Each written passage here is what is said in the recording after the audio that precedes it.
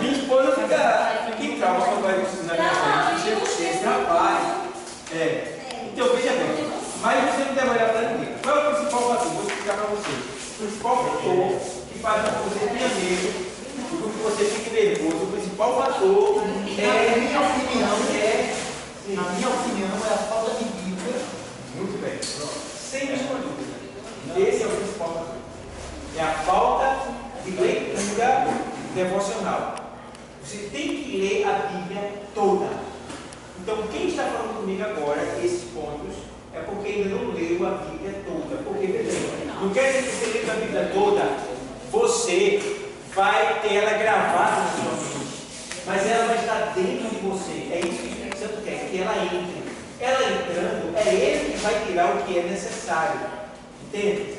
A Bíblia diz que no momento exato, Ele vos considerar o que deveis falar.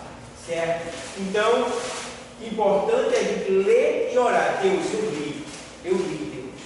E outra coisa, ler e você empurrar com você mesmo. Assim, não estou entendendo, eu quero saber o que é isso que eu estou lendo. Eu quero saber o que é que eu estou lendo. Você pode ler no sentido literal e pode ler no sentido de meditação.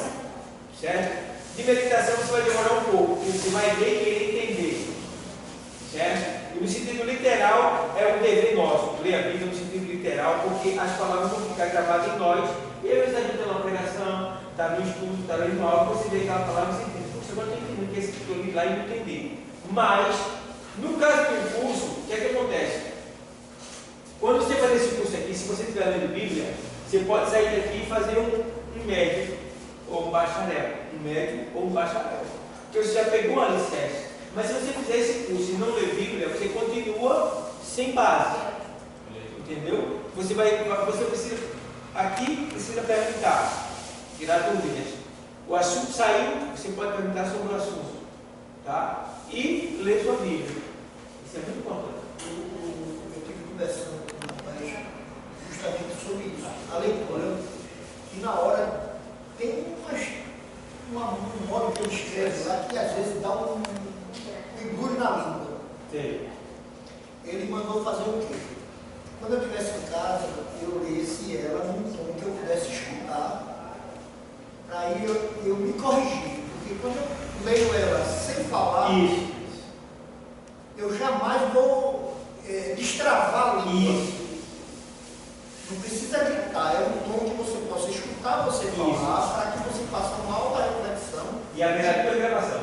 E corrija, porque mesmo que você bata ali, você volta, você está com você mesmo, você não tem como.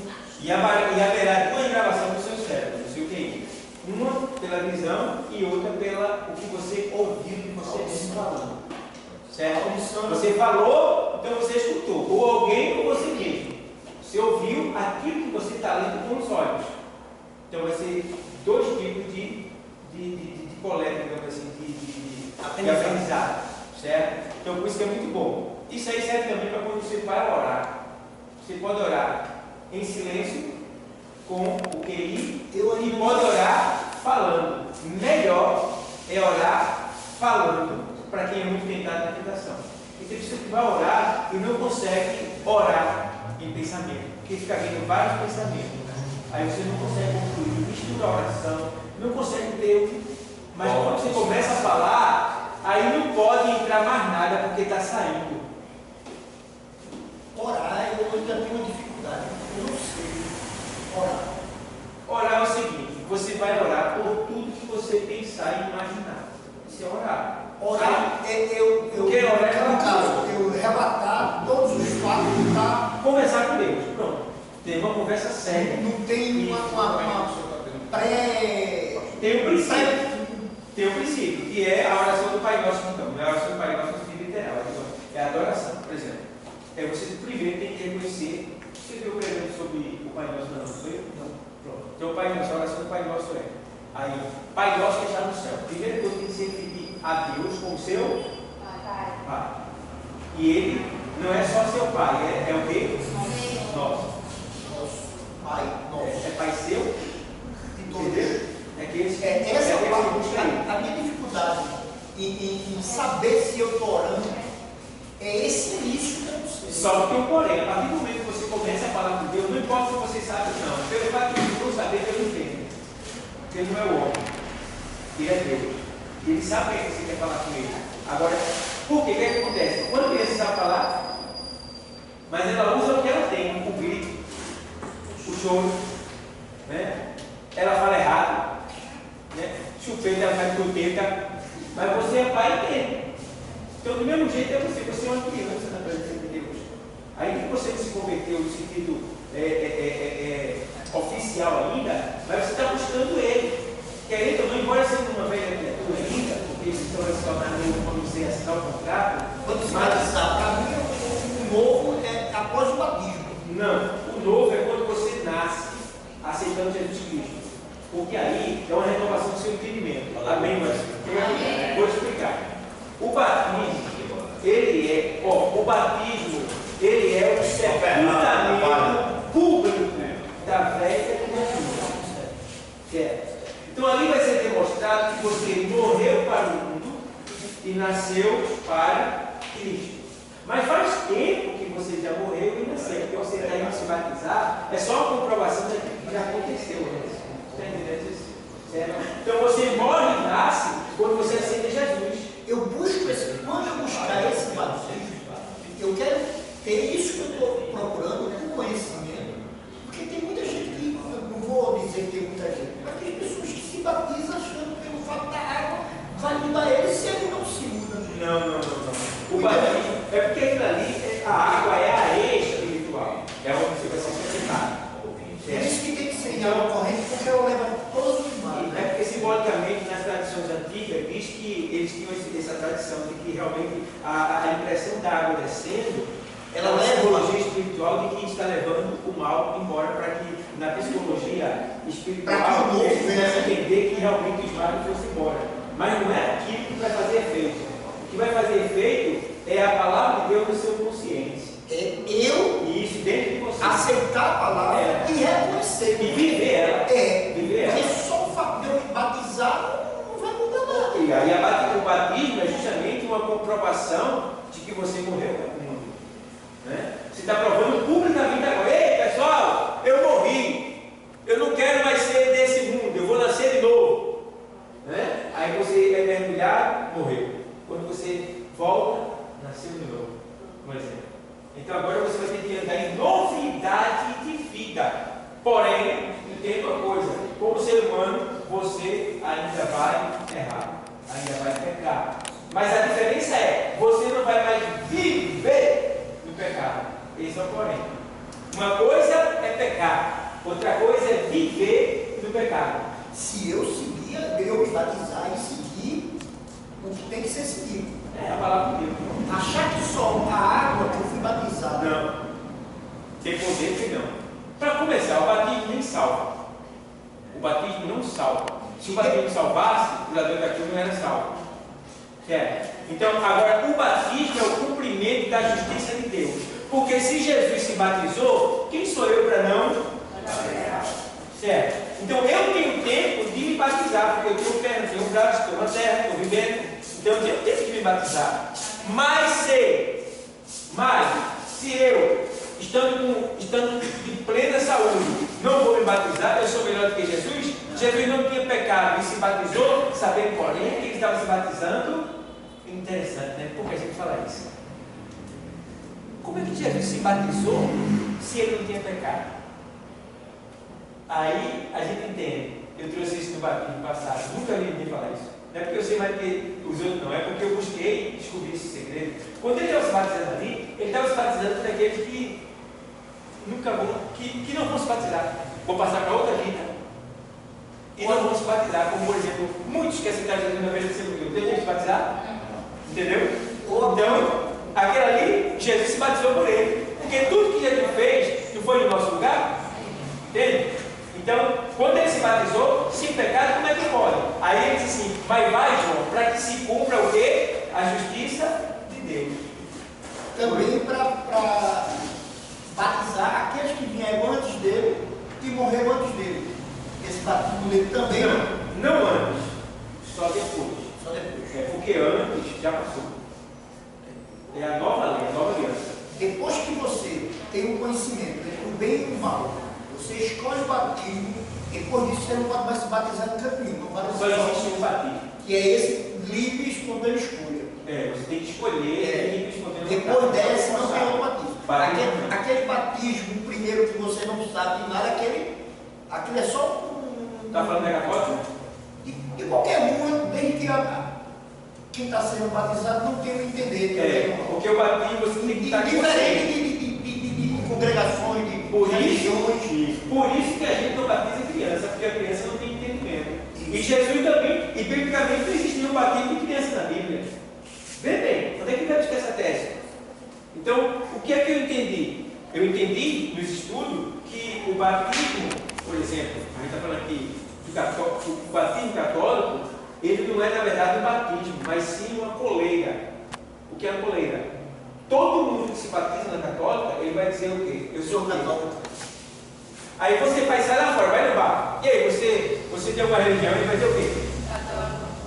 Onde você chegar, se ele já não tiver uma religião, a religião é tradicional, sou católico. Certo? Por quê? Porque ele foi batizado. Ele não se batizou, ele foi batizado. Ele foi batizado quando criança, como ele falou. Então, quando, no nosso caso, no sentido bíblico, Jesus se batizou, ele foi apresentado ao 8º dia. É diferente.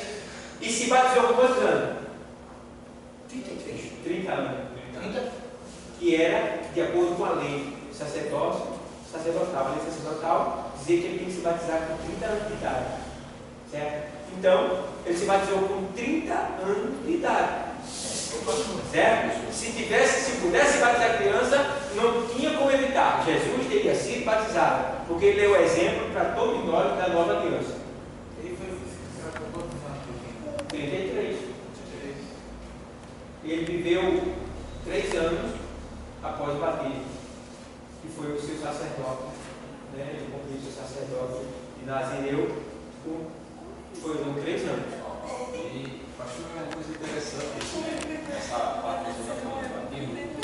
Na católica, assim, caso não for batizado, né, para o conhecimento que ele repassa, e aquela pessoa não está desse jeito perturbada porque não foi batizado ainda. A tradição católica diz que quando a pessoa vive na perturbação é porque é pagão. Não foi batizado. Mas isso não existe. Nessa sua tese aí, ele, para confirmar o batismo da Igreja Católica, o que é que ele pede aos católicos que ele faça? Crisma. Aí você já tem um entender entre o bem e o mal, seria, na verdade, o batismo. Então você vê que é cruel, certo? Então, eu passei por essa situação também, mas alguns chegaram a dizer que era pagão, né? Quem se batizou, né?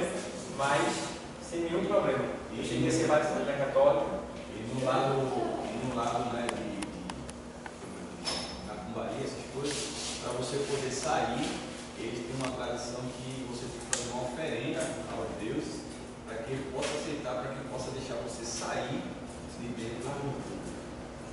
Então, cada um tinha seus rituais.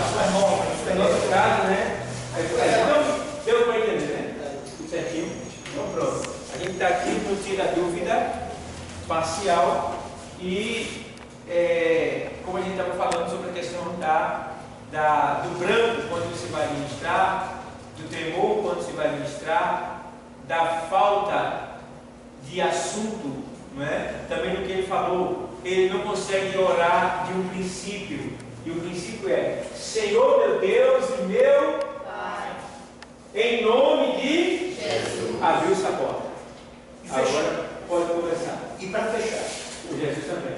da mesma maneira que eu abri, eu fecho ela. Aí, tudo isso eu te peço, meu Pai, em nome do teu Filho Jesus, amém. Fechou. O pacote foi selado. Entendeu? Primeiro, Senhor meu Deus e meu Pai, em nome de Jesus, eu venho aqui, estou na tua presença, quero conversar contigo, a porta se abre. Conversa, expõe. Aí tem o quê? Tem as sequências também. Uma oração, ela tem que ter suas sequências. Então, dentre elas é, primeiro ponto, quando eu chego na presença dele, em nome de Jesus, eu tenho que o exaltar. O exaltar. Eu vim aqui em nome de Jesus, porque eu reconheço, estou dando um exemplo para vocês, que o Senhor é Deus, que o Senhor pode tudo, que o Senhor é meu Pai, que eu te deu satisfação, e que sem ti eu sou nada, e eu dependo de ti, eu preciso de ti, eu sou necessitado de ti. Eu quero dizer também que eu te amo, que tu és a razão da minha existência. Eu não vivo sem o Senhor, eu preciso, eu sou necessitado, a minha alma tem fome de ti. Então, Senhor, eu te amo muito. Meu Deus, tu és o amor da minha vida. Olha, Deus, eu não tenho nem palavras para me referir a ti. E aí, bate, porque tu és muito poderoso. Tu tiraste o povo lá do Egito. Tu sempre desse vitória ao teu povo. Tu nunca perdeste uma batalha. Tudo está debaixo do teu poder. Tu tem todo o poder no céu, na terra e no universo, na minha vida também. Olha, Senhor, e aí vai. Adorando e exaltando Ele. Depois de exaltar, você vai dizer, Senhor, e nesse momento, eu aproveito também para te falar, para te relatar as coisas que estão acontecendo no teu reino aqui na terra. Dentre elas é o missionário, que estão lá do outro lado, sendo perseguidos, ameaçados, passando tribulações, sofrendo, Pai. Alguns estão presos, outros estão ameaçados, outros estão fugidos, outros estão aparecendo torturados. Deus, vai dar, Deus. Usa de misericórdia, consola os corações, liberta, mostra o teu poder lá, porque o Senhor é Deus, o Senhor pode fazer. Então faça, Senhor, da vida deles. Ó, Ele vai. Senhor, o que tu possa fazer? Pode ou não pode? Pode. Tem que orar errado. Senhor, que tu possa ajudar, que tu possa salvar, que tu possa mandar, que tu possa ir, que tu possa. Não, que tu faças. Ele quer fazer. Você que está colocando em posse de lugar. Sério.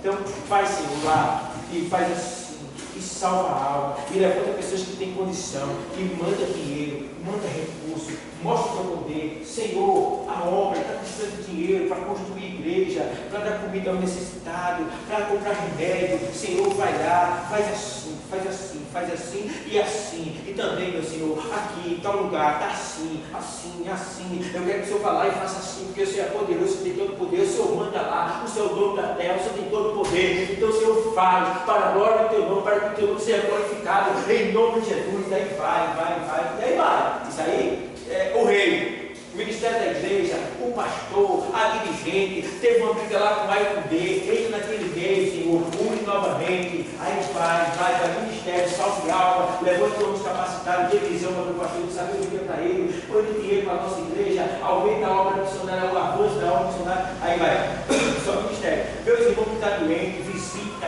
cura, se tiver pecado, faz com que eles se confessem, aí vai, aí depois sai, né, do reino, aí começa a entrar no mundo, meu país, os deputados, Senhor, estão fazendo isso, estão fazendo aquilo, a política está assim, Senhor, tu tem poder de intervir, de fazer lá, acontecer assim, levantar outros capacitados, Senhor, vai lá no hospital, Senhor, na emergência agora, Senhor, um monte de gente que está lá agora, sem atendimento, está faltando médico, Senhor, vai lá, Senhor, faz, Senhor, toma com a tua mão, vai lembrar que teu filho Jesus, para que ele se converta e receba a cura da alma e do corpo, Senhor, vai, nem faz. Tome açúcar, depois Senhor, aí vai buscando açúcar, Senhor, e vai lembrar daqueles que estão necessitados de uma oração agora, vai lembrar, Senhor, vai lá, os aviadores que está pilotando o avião lá em cima, está livramento, visita o avião agora, quem está sentado na poltrona, vai lá, vai fazendo lembrar, Senhor, os policiais, está livramento, Senhor, os marginais, estão roubando agora, faz ele se arrepender, faz ele ouvir uma palavra que ele venha se converter, que ele venha mudar de atitude, e aí vai.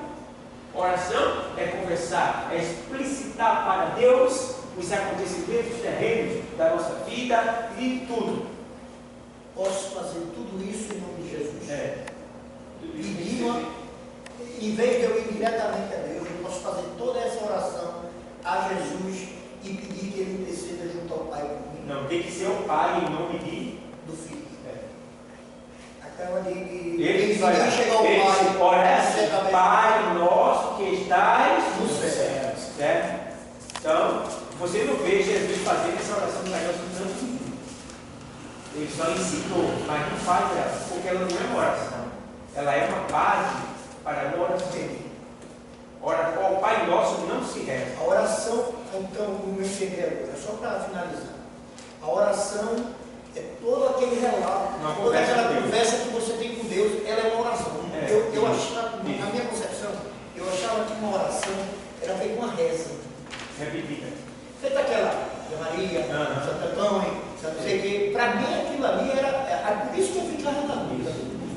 sabia qual era a diferença entre orar aqui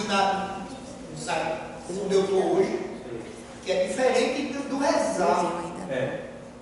Pronto, quando você menciona o Pai Nosso, você está rezando.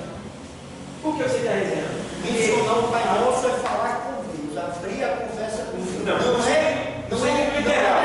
rezar. No sentido literal. Quando você menciona o Pai Nosso ali, ali você está rezando.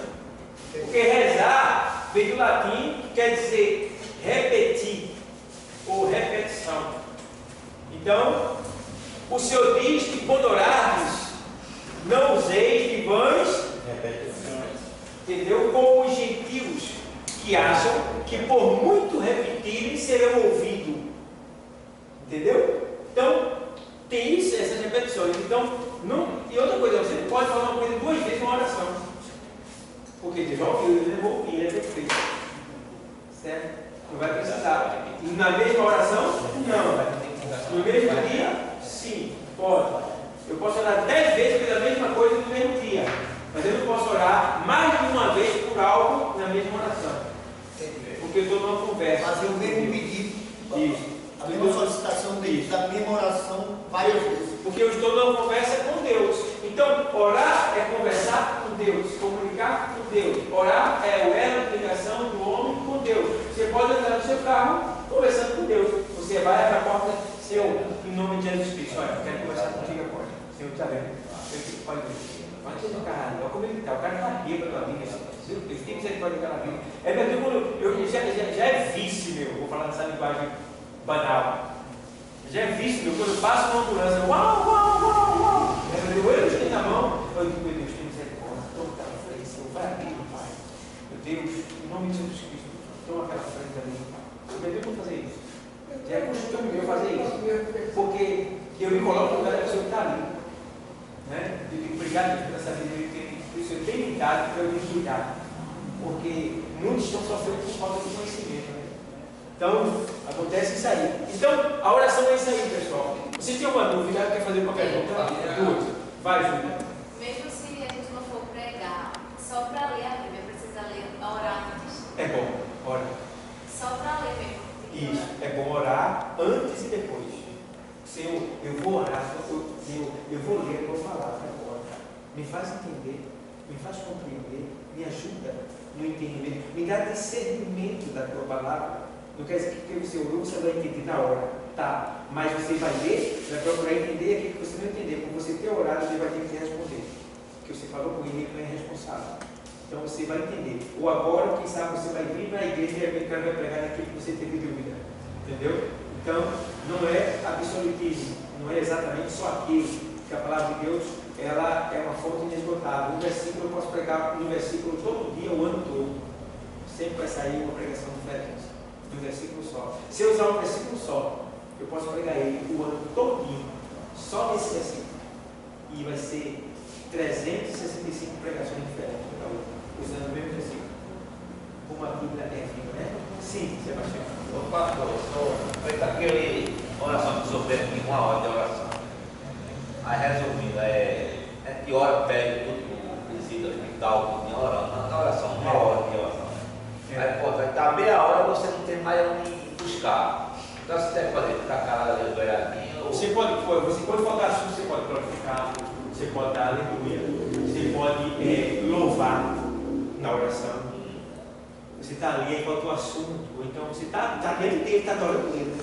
Jesus, eu amei a sua pureza do céu. Aí canta um pedaço do hino, aí depois vem a sua, que você Deus, tem misericórdia. Pode repetir. Ah, meu Deus, faz assim. Tua linda presença no coração meu.